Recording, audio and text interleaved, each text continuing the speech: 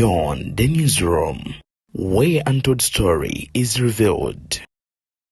Baganda bange bannyinaze ekyamazima amatuufu bino mpaawo nnomu amanyi wawe bigenda kubeera nga biggweera kakati biki ebituuseewo omanyi nti buli kanisa ebeegenda mu maaso n'okubeera ng'etandika babawa certificate eyo ebakkiriza era eba recognizing okubeera nti basumba babalokole era nga eteekebwako omukono nga bamu ku abo abasumba kwe kuli Dr. Joseph Serwadda n'abasumba abamuddirira okuli abasumba nga Robert Kayanja n'abalala kakati ki ekivudde mu tabamiruka contract oba certificate eno eya bugingo eri mu lusuubo buzibu kinno we buvudde njagala nsooke ngende mu maaso n'okubeera nga nkuwa akatambi kano munywanyi nawe obyewulirireko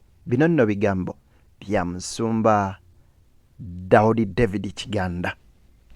Obuli awo kibadde kikukolimya nga butamanya Bayibuli ate ekizibu we kiri abamu ku mmwe Bayibuli zammwe mwazookya kati tulina bayamba buyambi mu linnya lya Yesu gamba nti musumba nyamba y'oli eyo okakasa nkuyambe kale genda mu Bayibuli yo nkuyigirize nti abalokole ab'endagaano empya tebamala gayasamya kamwa kaabwe ne bakolima genda mu Bayibuli yo ndoza nakyo tukimalire ddala Baluumi agambye atya 12:24 Baluumi 12:24 agambye atya muntereyo ku screen nakyo tukisomeramu kuba kati mbadde mugenda gipiikinganga version ogendye mukazi oyo andi obubi ku muliraana awo nange ngenda mulagako sajjo ya mukazi oyo ayagala okubba bba wange nange ngenda mulagako sinsomesa ya Bayibuli eyo Baluumi 12:14 sorry musabirenga ababayigganya mubasabirenga so temukolimanga luddemu olwo ekibuga kyetaaga odduwulira ekibuga kibadde kitandise okukolima lwetugambye Baluumi 12:14 soma musabirenga ababayigganya mubasabirenga so temukolimanga akongotta ku ddoboozi ng'okwogera ati mubasabirenga temukolanga mutya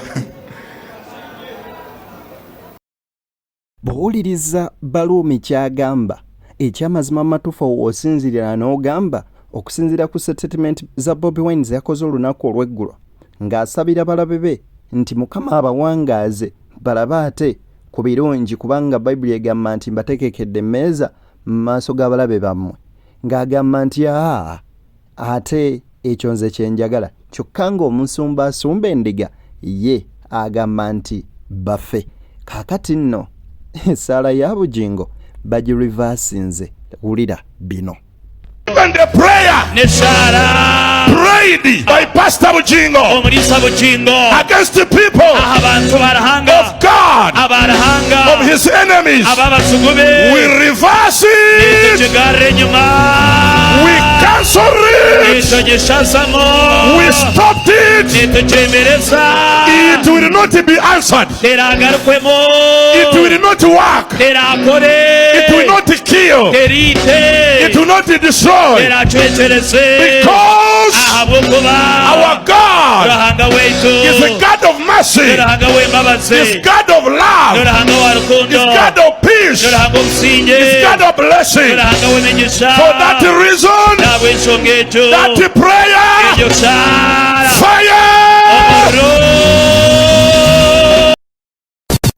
Ebuvanjuba nebugwanjuba ewaka wasigalawo ewasinga. Beyond the newsroom gwe mukutu ogukuleetera ekyo ekisinga katiranga naffe ng'oyita ku noti 771 44 53 ne noti 744 26 41 na bino bikulu tetulanga bafere tetulanga basawo ba kinnansi n'abagwa mu koowa eryo mwebale kutuwagira. Thank you. and everyone who prays prayed ali asabire bad prayer esalambi against Bugingo, ahali bugingo we stop it, nitukyembereza we reverse it, nitukigarra enyuma we destroy it nikywekyereza in the name of Jesus. omuizina lya yesu So from today, kulegera izooba I reverse ningarra enyuma every curse buli mukyeno sent by bad pastors. agoheriza abaliisa babi From today, kulegera izooba every prayer buli salambi of cursing, accident, lutando dead bodies, emirambo from today, kulegera izooba I stop it, nikyembereza I reverse it, nikyembereza I cancel it. Katonda bwe yagenda kuzikiriza Sodoma ne Gomorrah, when God went to destroy Sodom and Gomorrah, Ibrahimu n'agamba taata, Abraham said, Father, bw'osangayo 50 if you find there 50, onoobazikiriza? will you destroy them? Mukama n'agamba nedda, And the Lord said, no. wano tusinga 50 wano. Here we are more than 50. That prayer, fire! Sala ya Bugingo. Bishop amanyikiddwa nga Ibrahim avuddeyo n'agenda maaso n'okubeera nga agisaanyawo. Kakati nno njagala ngende maaso n'okubeera nga nkuwa ebigambo bino bya musajja mukulu omusumba Jack Senyonga. Yayita omusumba. This person that calls himself a pastor. Yayanjudde malaya mu lwatu nga takwatiddwa na nsonyi n'akala amaaso mbu kyakola gye kiri kya Katonda. Who went ahead and was introduced by a prostitute and they were doing something and they believed they're doing something right. Omuntu akala amaaso ga sitaani bw'ati. Someone can stand out boldly n'akulimba ng'olaba. and lie to you while you see. Olaba n'amateeka g'eggwanga yagamenye. He even went against the rule or the laws of the country. Ate olw'amateeka ga What Katonda. about the laws of God? Baana ba Katonda. Children of God. Tuli mu mulembe mukyamu. We are in a bad generation. Beera ne mukyala wo. Keep your wife. Towasa malaaya. Do not marry. Ate lekera okugamba nti ekibi kyange kyo kituukirivu kubanga nze nkikoze. And do not stop saying that your sin is holy because it's you that has committed it. Ono omusajja bw'agamba. That is what that man says. Wadde kino kibi. Though this is sin, Nze bwe mba nga nze if nkikoze. it is me doing it, Kubanga nze ndi special. because for me, Oba oliawo ebigambo bineno si bipya mu matugo era obadde obiwuliddeko. Birimu nno ekinyusi ky'amaanyi nnyo nnyini ddala.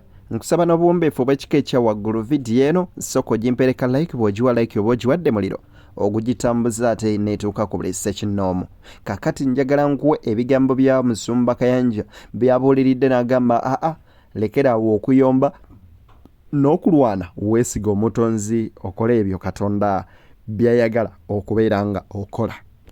Stop fighting battles. Come on, gundi ajibubi. So touch them. Right.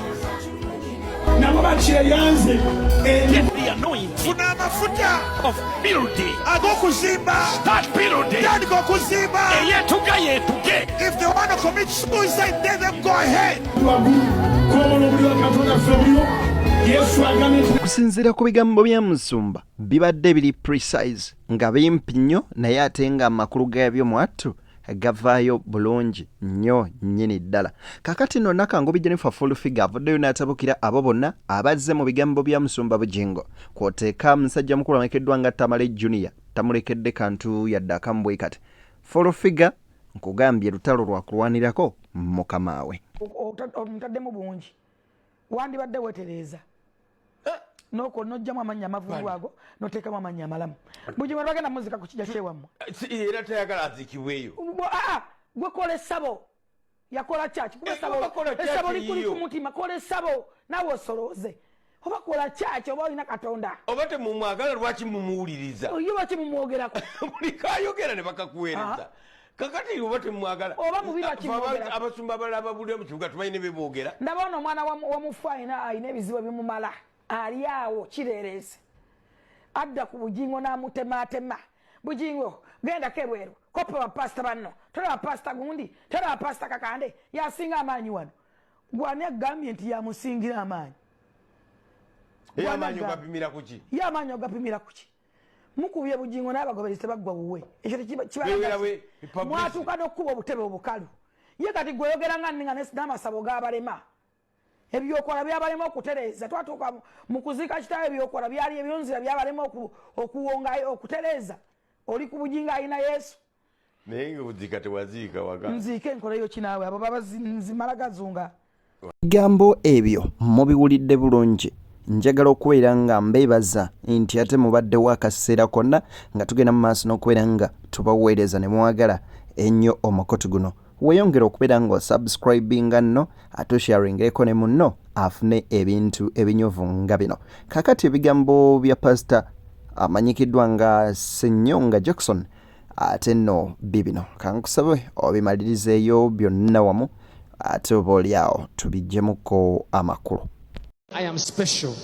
Actually, tagambangako kibi nti kibi nakuba. He has never even called it sin. Takiyitangako kibi. He has never called it sin. Actually, yakkiriza. For him, he believes nti ali waggulu wa byawandiikibwa. That he is above the scriptures. Ne Yesu tasobola kumukomako. And Jesus cannot even touch him.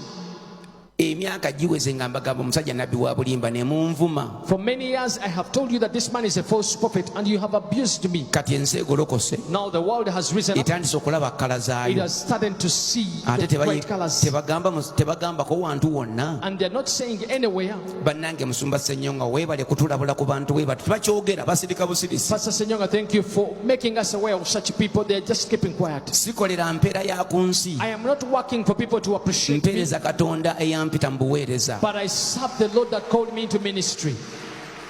Bano benyini abampita nti abagamba nti ndi mutuufu.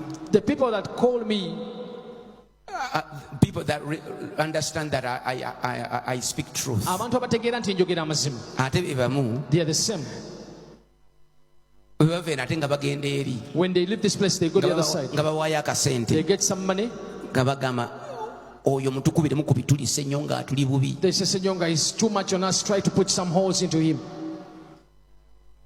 Ennaku zino amawulire. These days the news. Geekolera. It is you that brings out the news for yourself. Oyinza n'ogateeka ne ku mutimbagano. And you can even put it out on the internet. Abannabbi bwebuli bakozesa buli kantu konna ke bafuna. The false prophets use everything that they get. Okukakkanya obuweereza bwa wano n'obujulizi bwe tulina. Ebyo nno bye bigambo bya Jackson Ssenyonga. Kakati nno mwenna abakkiriza nga nawe oli eyo ng'okeera ku makya n'ogamba nti oli muweereza wa Katonda. Ekituufu kiri nti weekube ettooki mu mutima omale weekube mu kifuba ogambe nti wane eno bwe mbadde ŋŋendedde mu maaso n'okubeera nga nkyama ate munnange ogambe nti Mukama nkomyewo nate olw'ekino ne kino ne kino ekyamazima amatuufu. Ekyo nno bw'onaaba okikoze ojjaba okoledde ddala ekisinga okuba eky'omuwendo. Manya Katonda oyo gwe wakkiriza naddala mmwe endiga olina osooka okumanya Katonda gwe wakkiriza n'olyoka oteeka ku mabbali ebya omusumba oyo. Bw'olaba nga akutwala oba oliawo gy'otategeera, it's better okusteppinga down n'okkiriza. Mbagaliza bye munjagaliza banywanyi tusinkane nga Mungu asiimye.